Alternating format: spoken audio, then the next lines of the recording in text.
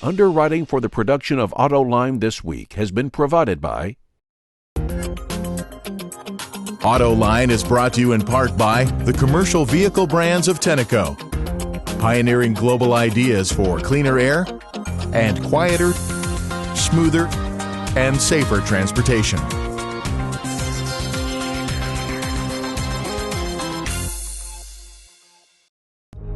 Warner, developing advanced technology specifically aimed at reducing emissions, increasing fuel economy, and improving performance. Our award-winning innovations extend from turbocharging and cooling systems to friction materials and diesel cold start technology. Built on a century-long reputation of innovation and reliability, we have the track record that proves our technology can help meet the challenges of the commercial truck and off-highway industry.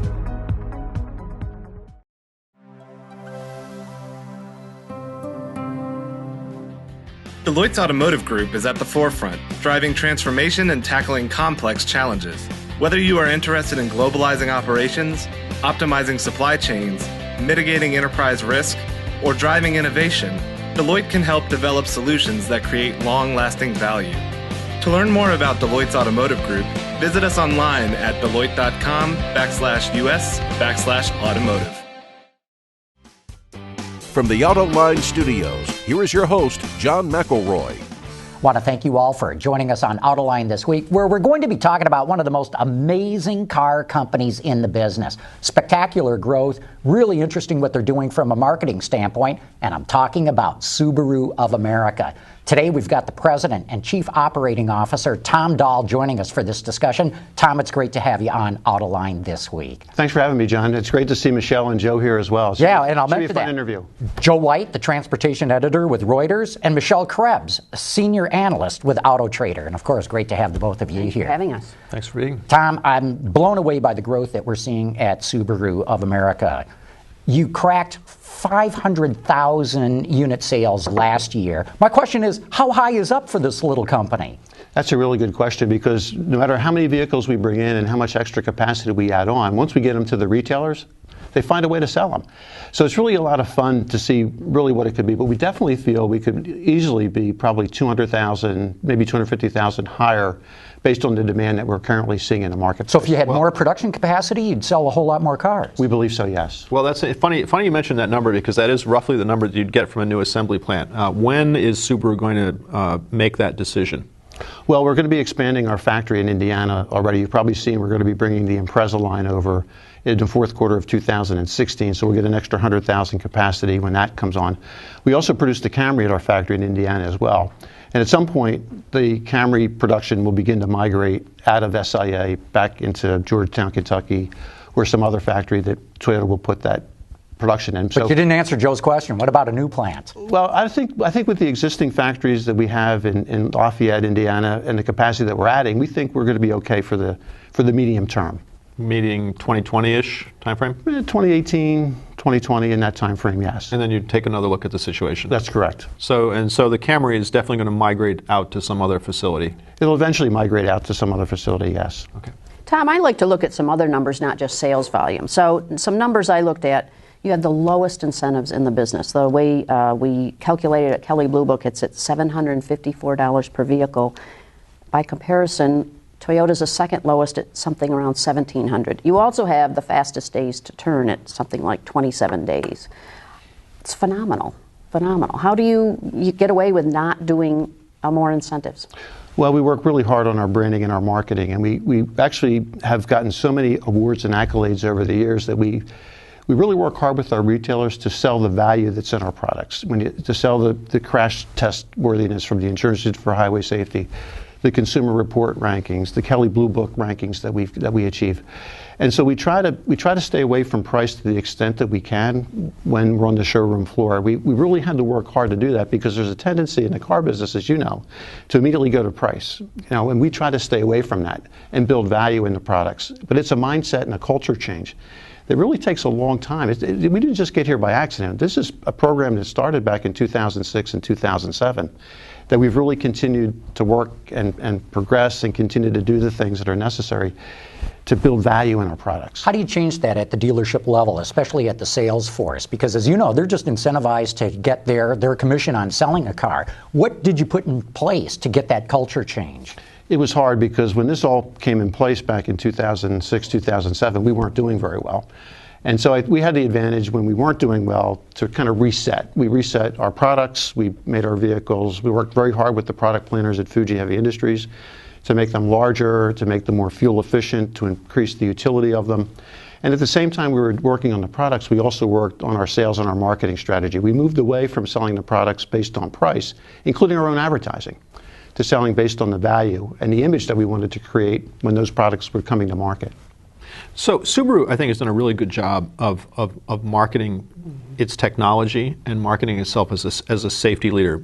Today, you had a little bit of a hiccup in that, where you had to recall some vehicles because of problems with the the autonomous braking system, or the collision avoiding braking system. And I'm just interested in how you see the sort of the risk reward of pushing technology, because the advanced technology is advanced, but it's also sometimes stuff that doesn't necessarily work the way you expect. How do you manage that, and does an event like this recall with the brake system cause you to say, well, maybe we need to slow down a little bit?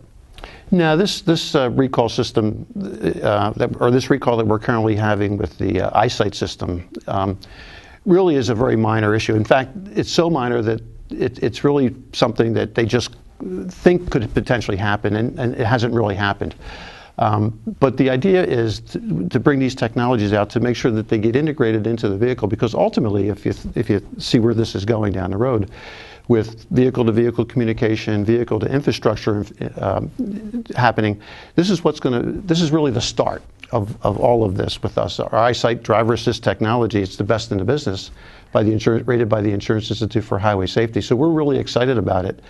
And it's just a minor. It's really just a minor recall. When you come in, I think it's a 3-minute fix. You know, they have to put it into the engine control module, fix it, and the customer's out in 15 minutes. It's not a big deal. Can I ask a follow-up question on this, though? So Subaru overall is a relatively small company. You have a relationship with Toyota. As you're looking at these advanced technologies, where do you get the scale to kind of do those in an economical way? Is it from Toyota, or do you get it from different kinds of relationships with suppliers? That's a really good question, because Fuji Heavy Industries is one of the smaller worldwide manufacturers, as you know. I think our total capacity worldwide is about 960,000 vehicles. So we don't have the enormous economies of scale that other manufacturers have. But I've never underestimated the ability of the Japanese and our Japanese parent company to engineer, build, and construct something that's going to be very cost efficient into the marketplace. So a lot of the technology that Fuji develops, it's their own proprietary system. Like the eyesight system is their own system. Nobody else. It's not a purchased from Denso or whoever. Well, we have off the shelf. No, we have somebody manufacture it for us, but it's our proprietary system, or it's Fuji Heavy Industries' proprietary system. That raises another interesting question. We're hearing a lot here in Detroit from Sergio Marchioni at Fiat Chrysler that small companies can exist. They don't have the economies of scale, and obviously he's out shopping for a partner. Can Fuji Heavy Industries, Subaru, continue as a standalone small company? Of course. Well, we've proven it already. When you look at the results that we've been able to achieve and the market differentiation, I think there's always going to be places in the market for companies that can occupy certain niches in the marketplace. And that's kind of what we have, right? I mean, when you look at where we are with all-wheel drive, the horizontally opposed boxer engine, we are really special and unique compared to everybody else that's in the market. And there's a certain group of customers that appreciate that type of technology and are willing to pay for it. Tom, even though Subaru of America has enjoyed spectacular success, that's not necessarily true for Subaru in other places in the world. I've got to believe, whether it's Europe, Japan, China, elsewhere, they're looking at what you have done, and it's been largely you that's done this, of growing this company. What do your counterparts within the company say? How did you make this happen? Well, we have many visitors that come to us and visit to see exactly what it is we're doing and how we're doing it.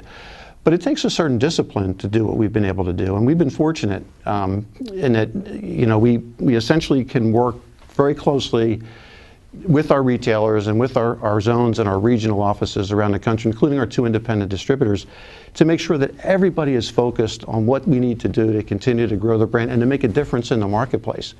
Otherwise, what the point is, and what Michelle's driving at is, why Subaru? We're only 3% of the market. We could go away tomorrow and nobody would really miss us. So we have to work doubly hard to make sure that we prove that we belong here. What was it that really clicked with you? As you said, 2006 or so time frame, you said we have to reset. And to your point, you don't advertise, horsepower, necessarily fuel economy numbers. You talk about love. It's what makes a Subaru, and you've got dogs in your ads. What led you to say this is the path that we've got to take? Well, we were trying to advertise a market like everybody else was. And of course, we don't have the marketing or advertising resources that everybody else does either. So when we were sitting back saying to ourselves, how can we compete? We made certain assumptions. We made certain assumptions that people, if they're interested in our products, they'll find out about our fuel economy. They'll find out about our crash test safety. They'll find out about some of the things that are important to them. So what could we do to break through? How could we come up with a marketing theme and an advertising theme that's going to break through and do what we needed to do, which is to attract people to our brand? And that's really was the genesis of the Love campaign. We actually asked our customers, what is it about Subaru that you like? Oh, I love it. I love it. I love it. And that, of course, led to a discussion, well, geez, can you brand an emotion? Because nobody else has really done this before, right? I mean, we were the first brand that came out and said, we're going to say love. It's what makes a Subaru. And we would go to auto shows or different events, and people would come up to us and said, you're either brilliant or you're crazy, because you're trying to brand an emotion, and that's very difficult to do.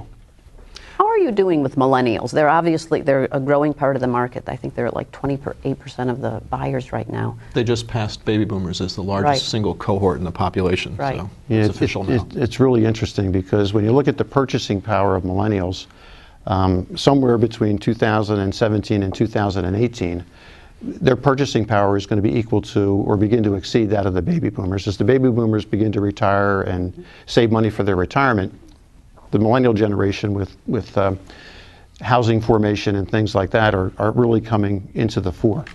We're kind of an interesting brand in that regard because although we have appealed to a lot of baby boomer people with our traditional line with Legacy and the Outback, on the other hand, with Crosstrek and Preza, WRX, and STI, we appeal to a lot of millennial purchasers as well.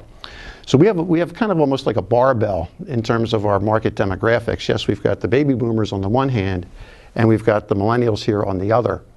And so we believe that if we can play it right, the millennials will move up into Foresters. They'll buy Legacies, they'll buy Outbacks, and they'll continue to move with us. So we think we're positioned very well with the millennial generation. Is there anything missing from your lineup? I was just thinking about. I'm sorry. Yeah, Is there anything, what's missing from your lineup? You had a larger SUV in the Tribeca, which is not there anymore. Do you want something like that back? But what else do you think might be missing from your lineup to achieve this barbell kind of Goldilocks thing you're looking for? I think you nailed it. I mean, if I look at the lineup today, and one product that's missing would be a 7-passenger vehicle. Because with the millennial generation now, the average age is 28. They tend to get married at 30, generally, begin to have children. We want to make sure that when they do have the children, we have the product that they can move into, and a product that's going to have the crash test safety that all of our vehicles has the fuel economy, and can give them the utility that they need. So we're working on a 7-passenger vehicle that's been announced. I'm sure you've done the research on it. And we plan to bring it out in over the next couple of years. But it's going to be exciting. It's not going to be a Tribeca. It's going to be larger. We learned our lesson from the Tribeca. It's going to have the right power. It'll have the right engine performance and so forth. So we're really excited about that. And I think that can help us generate even more interest with the millennial generation because it's different, right?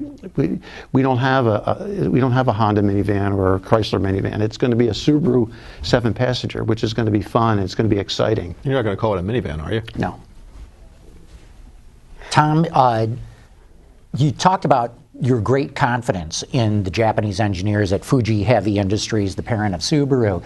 But as you know, right now, in the CAFE legislation and even the zero-emission vehicle credits that you need to sell in California and about a dozen other states, this is the easy part. Around 2017, 2018, it takes the hockey stick, and things really start to get tough.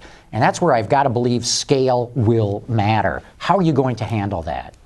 Well, we believe that with the engine technologies that we have coming, we're working on our versions of plug-in hybrids and so forth. We believe we're going to be able to participate in that, and we're going to be able to have the products that are going to come. Now, the question really becomes is, just like it is today, will customers buy those vehicles, right? I mean, if gas prices continue to stay low, what's the overall size of the market going to be?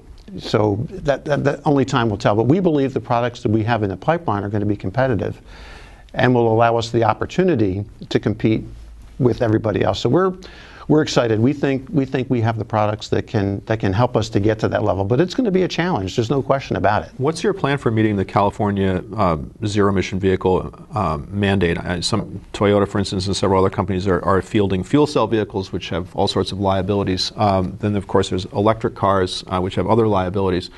Have you decided where you're going to play? And again, to John's question, how does a company that's relatively small play in those expensive sandboxes? We have to. That's a really good question too, Joe. I mean, we have to watch what's happening in the market and what's happening in the field of battle here. So we're watching the battle lines being formed and keeping our options open, if you will, because a smaller company, to Michelle's point earlier, being a smaller company, we can't bet wrong. The bets that we have to make sure that they're right. And so we're watching to see what's happening. We're watching the various technologies that are being developed with fuel cell and flow batteries and all the other things that people are talking about. And then we'll be determining what the best approach should be for our company. Is this where the relationship with Toyota comes in? You keep taking my questions.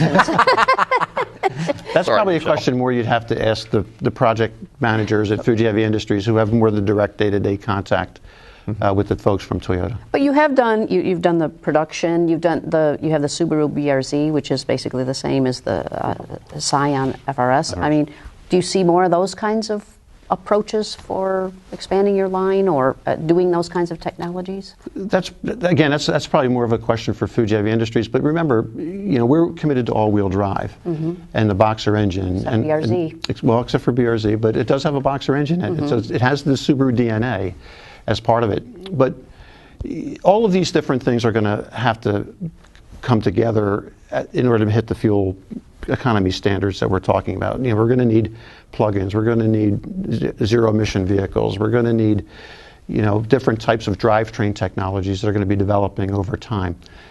Because it's challenging. It's going to be challenging not just for us, but for the industry to get to, 54.5 miles per gallon. It's not going to be simple. Well, speaking of BRZ, that everybody kind of thought, oh, wait a minute, you're breaking the rule that you said of having an all-wheel drive across the line. Will we see more of that kind of rule breaking? We're committed to all-wheel drive. We're an all-wheel drive market specialist. We're committed to all-wheel drive. Tom, it's intriguing that you say you could sell up to 250,000 more cars a year if you had the capacity, and you're taking the Toyota Camry out of your plant, and you're going to get some capacity there, and you're going to break some bottlenecks and get some more. You're being very cautious. Do you, Subaru, see a downturn out in the market, and you don't want to be coming out with a new plant just as the market starts to correct? Unless something happens in the economy that I don't know about, at least for these next few years, we should be okay. I mean, interest rates continue to be at historically high levels or low levels. I know they're talking about potential rate increases, but it's a balance, right? I mean, if interest rates rise too quickly, if credit gets turned off, the market tends to go south. What happens to exchange rates? I know they say they're not supposed to look at exchange rates when they're determining interest rate policy, but I think you have to. Because it leads to competitiveness, right? So there's a lot of things that are in the market, and worldwide, as you know, the demand, businesses can be anywhere today, as you know. Goods can be manufactured and produced everywhere. So the reality is, I don't see a major dip or a major recession over these next few years. Now, I just think we're cautious because of our history. Yeah. Tom, you have a whole lot of good news at Subaru. So what is your biggest challenges that you spend a lot of your time working on? That's a good question, Michelle. I would say it's going to be fun. This industry has always been fun, but it's even going to be more fun over the next 5 to 7 to 10 years as the baby boomer generation begins to retire out of our company, and we've got a new generation of workers that comes in that we have to instill the Subaru culture and all of the things that we've had to go through as a management team that I certainly wouldn't want them to have to go through again. So I think the biggest thing for us and for Subaru is this generational change that's coming. It's a generational change in terms of the workforce. It's a generational change in terms of the customers. Just like when I was coming up in the late 70s and early 80s, it was a generational change then as the boomers were coming up. Well, now there's this next generation that's coming up, and it's going to be fun. It's really going to be interesting to see how everything kind of plays out and where our role is going to be in the market. But we're excited about it. There's all this talk of technology coming into cars, especially when you get into connected cars, talking to each other, V2V, vehicle to vehicle, vehicle to infrastructure, car sharing, group car sharing and the like. What's your outlook of how that will impact the industry and what role can Subaru play? I personally think that if you fast forward to the driverless car, I think that's further down the road. I mean, I think you'll maybe see it on interstate highways first, but driving around town or city streets with kids and balls crossing your way, it's a little too dicey. And of course, they're going to have to figure out, with legal and some of the product liability things that occur, whether or not that can happen. But you'll definitely see it in infrastructure and vehicles communicating with each other. And already, NHTSA is working on bandwidth and making sure that all of this kind of technology happens within cars. It's not legislated yet, but you can see where it's headed. So at Subaru, and again, back to your point about you have to make the right bets at Subaru. As you see this whole gamut of technologies that John just outlined, where are your priorities? For instance, are your priorities, look, we want to decide how to get people's smartphones integrated to our dashboard. That's number one. I'm just wondering, sort of, as you look at this laundry list of things that you could spend your money on, what are the sort of top priorities that you feel like your customers really want you to deal with? Well, in the short run, we still have to get better with some of our in-vehicle technologies like Bluetooth, like voice recognition, those navigation. We have to get better with those. But there's the short-term things and then there's longer-term things. So in the shorter term, we have to get better on some of these things because we want to make sure that the customer experience is a good one because we've acquired so many new customers over the last 3 years in particular. 60% of the customers that we're attracting to our brand today are coming from somewhere else. And so the experience that they have is completely different than the experience that they had with their previous manufacturer. So we want to make sure we get that right first.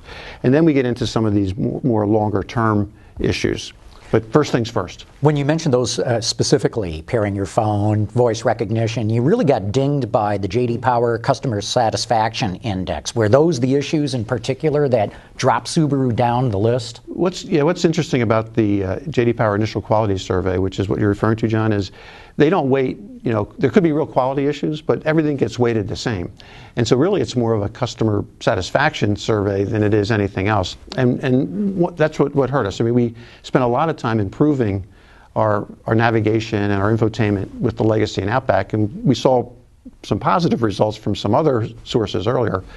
But the customer is telling us in a lot of these areas, and not just Legacy and Outback, with Impreza and Forester, that we have to do a better job. And that's where we have to get a little bit better in the shorter term. Have you partnered at all with Apple or Google on their respective smartphone integration systems? We're working with them currently to potentially integrate them, but we haven't done anything official with them yet. I'm interested in the BRZ. That's been an interesting car because it kind of didn't fit the Subaru mold so much. And we noticed on our we do a monthly report called the Scarcity Report of used cars. We're seeing a tremendous amount of searching for BRZ and WRX, and they're in short supply. Can you talk about kind of the used market and the demand there too? Well, for BRZ or WRX, those always pop up on the list. It is quite interesting. Our customer tends to hold their vehicle. Right. It's true what they say. They love the car. And as a result, they don't want to get rid of it. So consequently, it ends up going and being given to the son or the daughter or the nephew or whatever. So it kind of stays in the family. So we have one of the longest trade cycles in the industry. And one of the things we'd like to do, obviously, like playing baseball, we like to turn it over a little bit more. The more we could turn the customer base over, the more we could get some more vehicle sales too. So in the used car market, for us, I know you're seeing some, or they're saying that anyway, there's some weakness in the used car market for other brands, but not for us. Mm-hmm. Demand for Subarus in the used car market are strong. They're crazy prices that they're getting in many cases, and in particular with WRX or STI, you can't find them. People purchase those cars, they modify them, they put a lot of money into those vehicles. So consequently, they're not going to keep them for 3 or 4 years. They've got too much of their money and too much of their emotion tied up in the car. And it's the same way with all of the products, whether it's a Forester, a Legacy, a BRZ. BRZ is kind of a fun car because, I think it was Motor Trend or somebody said at one point that it's the most fun non-turbo performance car in the market that you can drive. And if you ever drive one, you get the idea, how fun it is just to drive that vehicle. And it does have a lot of the driving characteristics that are in WRX and STI, which are two of the most fun performance cars that you can drive. Do you keep the BRZ in the lineup long term? It seems like a product that once it reaches the end of its life cycle, and you said you're committed to all-wheel drive, it doesn't seem like that's a product that you renew. Well, I think that'll depend on what happens with as we go through the cycle with this vehicle, what the relationship is with Toyota, what happens with the next generation of vehicle. But I think there's a place for the BRZ in our product lineup. We may have to do some things to it to enhance the driving performance a little bit more, take it up a little bit. Because I think that's one of the things that one of the learnings that we've seen out of that vehicle, that if it had a little bit more performance to it, it could really take up the sales level even more. Tom, we're down to the very end here, but a quick comment about your retailers. What are they asking you for? I mean, they got to be happy as planned, right? But what are they asking more cars, for? that can't be the answer. That's got to be. That's what Michelle. Well, I guess besides more cars, one of the things that the retailers are asking us for is to help them with all the capacity issues on the service side. We've grown so quickly and so many units in operation, and when you look at the locations and where our retailers are located in a lot of the major cities, they're in great spots. But the problem is they're not scalable. And so we have to help them to find ways where they can expand their service capacity, more lifts, more technicians. And that's what we're working on with our retailers now. Do you do that with satellites, help them build those? Potentially, if that's what it takes. But we'd like to have everything self-contained if we could. And with that, we're out of time. Tom Doll, thanks so much for coming on and talking all about Subaru. Fantastic what's happening at the company. It's a lot of fun to watch. Thanks, John. Thanks, Joe. Thanks, Michelle. Great to see you. Good. And I want to thank all of you for having tuned in.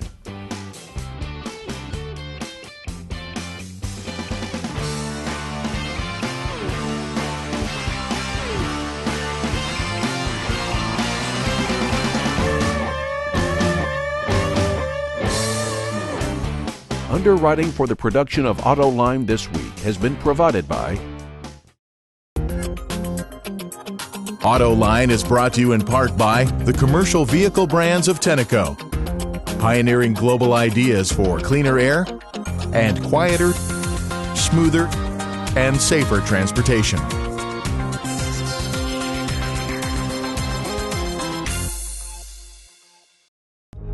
Warner, developing advanced technology specifically aimed at reducing emissions, increasing fuel economy, and improving performance. Our award-winning innovations extend from turbocharging and cooling systems to friction materials and diesel cold start technology.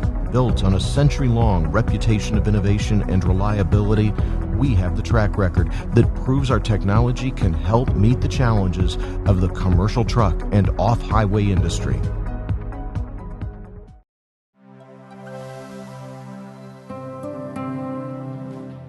Deloitte's Automotive Group is at the forefront, driving transformation and tackling complex challenges.